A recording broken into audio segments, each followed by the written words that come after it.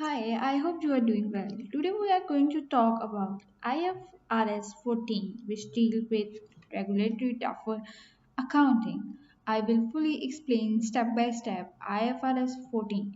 Like if you are understanding or learning IFRS for the first time after completing this video, you will have whole knowledge about this standard. Let me tell you what are my agendas of this video. I'm going to cover importance of this standard, objective, scope, introduction, key requirement, common mistakes that usually made, risk, stand focus point, and summary. Let's continue with let's start our lecture with importance of IFRS 14. IFRS 14 deal with very specific accounting situation. It applies to the companies whose prices are controlled by the regulators such as electricity, water, gas companies. These companies often change customer regulatory price and recover certain costs later.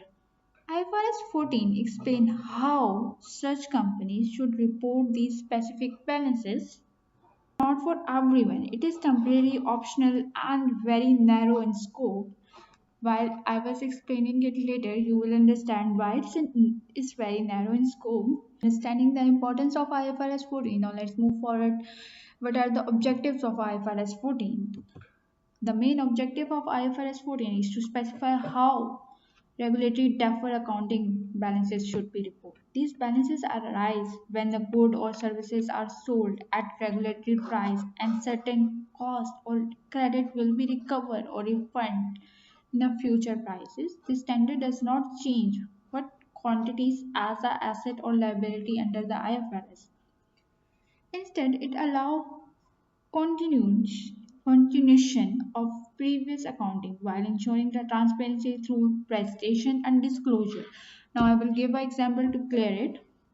Regu- Regulators may allow recovery of costs such as volume difference, purchase prices variation, storm damages costs. Sometimes regulators allow costs that IFRS would normally expense, such as certain overhead or a project cancellation cost.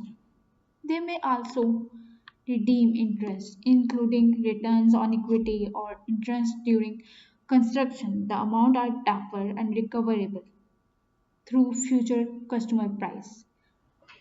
I hope now you understand the objectives of IFRS 14.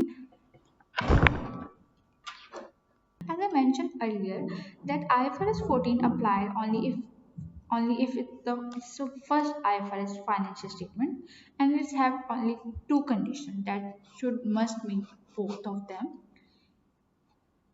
The first condition is the entity must have rate regulated activities and it must have recognized regulated deferred balances under the previous gap.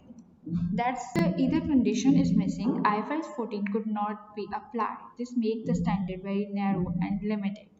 Now we would see what is the consistency talk about what is the consistency requirement. Once a company chooses to apply IFRS 14, it must apply its consistency. It means all the regulated deferred account balances must follow IFRS 14 rules. The company must continue applying 14 IFRS 14 in all future period. It cannot be stopped using it later by changes or by choice. Let's move forward. What is the definition and introduction of key? Let's talk about key terms of introductions. The first IFRS the first IFRS financial statement are the first annual statement where the company is fully complies with IFRS. A first time adopter is a company prepared IFRS 10 statement for the first time. Rate regulated activities are the activities where the customer prices are controlled by the regulator. A rate regulator that set a price while protecting customer and ensuring the company remain financially valuable. And, and, and the next thing is what are the now the point is what is the rate regulator? A regulated deferred amount. What is regulated activities? Rate regulated activities are the activities where the customer prices are controlled by the regulator. A rate regulator is an unauthorized body that sets price while protecting customer and ensuring the company remains financially viable. What is regulated deferred account balances? A regulated deferred account balances is an expense of or an income that normally would not be qualified as an asset or a liability. However, it is allowed to differ between will be in value in future regulated price. This happens due to the time difference and created by the rate regulator. Let's move forward. Tip for an exam incurring. IFRS 14 apply only when the rate regulator create time differences that allow a certain cost or income to be covered or refunded through the future customer prices. Let's move forward and see what are the key requirements of IFRS 14. An entity apply IFRS 14 must develop accounting policy for recognition, measurement, impairment, and declaration. These policies follow IFRS 8 on the first application. Entity may continue using their previous GAAP accounting policies for the regulated deferred balances. You recognize IFRS 14 do not allow new regulatory balance to be created. It only allow continue of balances already recognized under the previous cap. Accounting policies can be changed if the change make the financial statement more relevant and less reliable. The third point is interact with other IFRS.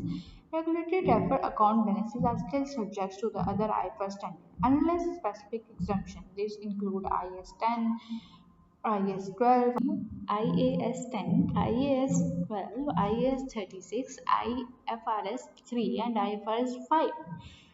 This ensures the regulated balances are not isolated from the rest of IFRS accounting. What are the presentation requirement of this standard? In the statement of financial position, the regulated deferred account debit and credit balances must be shown as separate line item. This must not be classified as current or non-current. In a profit and OCI, profit or loss, or an income statement, OCI. In a profit or loss, the net movement in the balances must be present separately.